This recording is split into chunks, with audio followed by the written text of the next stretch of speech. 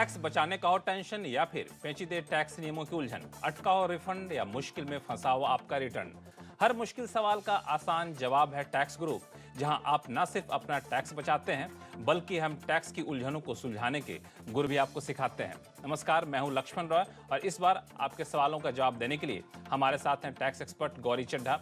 गौरी, कई सारे बदलाव हुए हैं पिछले कुछ दिनों में, कुछ कोरोना वायरस की वजह से, कुछ अलग अलग वजहों से। सारे मुद्दों पर आपसे सवाल जवाब लेंगे और लोगों के सवाल भी कई सारे आए हुए हैं, सारे सवालों का जवाब से चाहूंगा। लेकिन इससे पहले अपने दर्शकों को बता दूं कि इस बार शो में क्या कुछ खास रहने वाला है।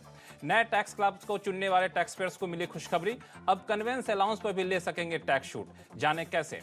जीएसटीआर 3B फाइल करने वाले कारोबारियों को रिटर्न फाइलिंग करने के लिए मिला और ज्यादा समय।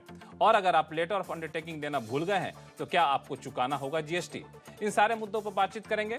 लेकिन सबसे पहले एक अहम मुद्दा, अगर किसी टैक्स पेयर्स ने इस साल में नए टैक्स स्लैब सिस्टम को चुना है तो उनके लिए खुशखबरी है। खुशखबरी यह है कि वो अब कुछ अलाउंसेस पे टैक्स एग्जम्पशन क्लेम कर सकते हैं। मिसाल के तौर पे कन्वेंस अलाउंस। आखिर किस किस पे आप टैक्स एग्जम्पशन क्लेम कर सकते हैं और इसके क्या शर्तें हैं, गौरी से समझते हैं। गौरी, ये कितनी बड़ी राहत है टैक्स पेयर्स के लिए?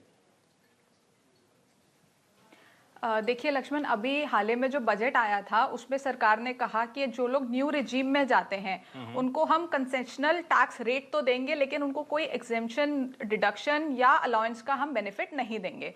लेकिन अभी रिसेंटली सीबीडीटी ने कहा कि हम कन्वेंस अलाउंस का दे देंगे। कन्वेंस यानी कि जो ऑफिशियल पर्पस के लिए वो कम्यूट कर रहे हैं, किसी टूर पे गए हैं उसके लिए वहां पे कम्यूट कर रहे हैं, या किसी का ट्रांसफर हो गया है और उसके लिए कोई कम्यूटिंग हुई है, तो उसके लिए अगर कोई अलाउंस एम्प्लॉयर देता है तो उसकी डिडक्शन आपको मिल जाएगी। और साथ ही हैंडीकैप लोगों के लिए ये अमाउंट 3200 पर मंथ पे फिक्स कर दिया गया है। साथ ही में क्लैरिफिकेशन और दी है कि जो फूड कूपन्स और वाउचर्स हम लेते थे अपने एम्प्लॉयर से, उसका बेनिफिट अभी भी नहीं मिलेगा। यानी कि अगर आपने कोई फूड कूपन्स या वाउचर्स लिए हैं अपने एम्प्लॉयर से टैक्स बचाने के लिए और अब आप न्यू रिजीम में शिफ्ट हो चुके हैं, तो आप अपने एम्प्लॉयर को बोल सकते हैं कि अब आपको इनकी कोई ज़रूरत नहीं है और उसकी जगह वो आपको बेसिक सैलरी आपकी बढ़ा कर दे दें। इस पर सवाल ये उठता है कि अभी तीन महीने निकल चुके हैं, टीडीएस उसके पुराने के अकॉर्डिंग कट चुका होगा जिन लोगों ने न्यू रिजीम में ऑप्ट करा है। तो इसमें घबराने की कोई बात नहीं है। अब एम्प्लॉयर आगे के महीनों में इसकी एडजस्टमेंट करके उसके अकॉर्डिंग आपका टीडीएस काट लेगा। बिल्कुल, यही सवाल मैं पूछना भी चाह रहा था कि पिछले शर्तों के हिसाब से किसी ने टैक्स चुका दिया तो उसका क्या हुआ, तो आपने जवाब दे ही दिया। एक सवाल और है कि कई लोगों के सीटीसी में कन्वेंस अलाउंस एक अहम हिस्सा होता है कि आप हर महीने 10,000, कुछ में 12,000 रुपये आप क्लेम कर सकते हैं। तो वो जो कन्वेंस अलाउंस की शर्तें हैं, क्या उस पर भी हम टैक्स छूट ले सकते हैं?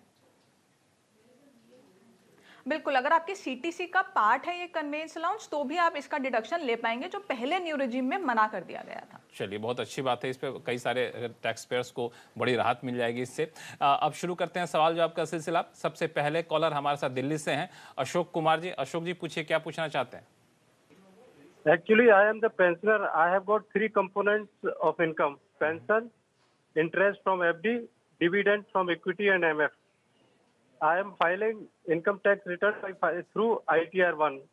This time in February, I have sold some equity and suffered long-term capital loss of minus 40,000 rupees. I just want to know how to show this loss in ITR1. ITR1. I don't want to carry forward this loss. देखिए, सबसे बड़ी बात यह है कि आप ITR1 में show नहीं कर पाएंगे, क्योंकि ITR1 वो लोग नहीं भर सकते जिनको कैपिटल लॉस या गेन होता है। अगर ऐसा कोई गेन या लॉस आपका है तो आपको ITR2 भरनी होगी। मैं ये बात मानती हूँ कि ITR2 जो है थोड़ी सी कॉम्प्लिकेटेड होती है, लेकिन आप इसको कैरी फॉरवर्ड अगर करेंगे तो इसमें आप ही का बेनिफिट है, क्योंकि अगले 8 साल में कभी ना कभी आपको इसमें गेन होगा, और जब वो गेन होगा और आप इसको कैरी फॉरवर्ड कर चुके होंगे तो आप इस अमाउंट पे टैक्स बचा पाएंगे। तो ऐसा नहीं है कि आप ITR1 भर के इसको ना दिखाएं, आप ITR2 भरें और इसको प्लीज दिखा दीजिए। ITR2 इसका मतलब उनको भरना होगा। अगले कॉलर हमारे साथ हैं लुधियाना से जगमोहन सिंह जी।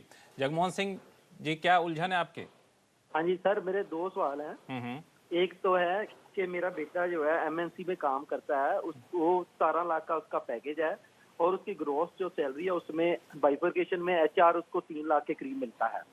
लेकिन वो पिछले 3 साल से वर्क फ्रॉम होम कर रहा है। ये नहीं है कोविड में, पहले ही वो कर रहा है। लेकिन उस ऑफिशियली वो गुड़गांव में पोस्टेड है, लेकिन वो उन्होंने अलाउ किया हुआ है वर्बली कि तुम जहां मर्जी जाके काम कर सकते हो। वो घर से 3 साल का काम कर रहा है और उसका सबूत हमारे पास ये है कि उसके वाईफाई के जो एक्सपेंसेस है घर में जो लगा हुआ है उसके ऑफिस में, वो रिफंड हो रहे हैं कंपनी से। इसका मतलब है वो प्रूफ हो जाता है कि वो लुधियाना से काम कर रहा है। तो वो हमें अपना रेंट दे रहा है 20,000 के हिसाब से पेरेंट्स को।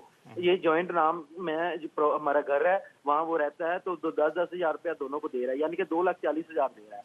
हमने ये रेंट की जो रसीद है कंपनी को देनी चाहिए, वो कह रहे हैं वो क्योंकि रेंट वो पेरेंट्स को दे रहा है या रेलेटिव्स को दे रहा है, वो अलाउ नहीं है, जबकि उसके HRA उसको 3 लाख रुपया मिल रहा है ग्रोथ सैलरी में।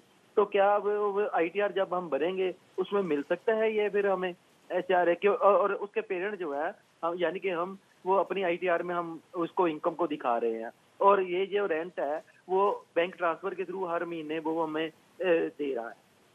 दूसरा क्वेश्चन ये है कि उसने हम पिछले साल कनाडा गए थे, वहाँ उसने टिकट ली थी अपने अकाउंट से 2,92,000 की 3 टिकटें ली, मेरी मिसेज की और उसके। जगमोहन जी पहले इस सवाल का जवाब ले लें जो आपने पूछा है रेंट रसीद वाला। हाँ गौरी बताएं, पहले सवाल का जवाब क्या देना चाहेंगे? देखिए, इसमें ये डिडक्शन बिल्कुल ले पाएंगे, इसमें कोई भी दो राय नहीं है। आपको अगर HRA मिल रहा है, HRA की एक कैलकुलेशन होती है, उस हिसाब से आप कैलकुलेट करें कि आपका कितना HRA का क्लेम बनता है।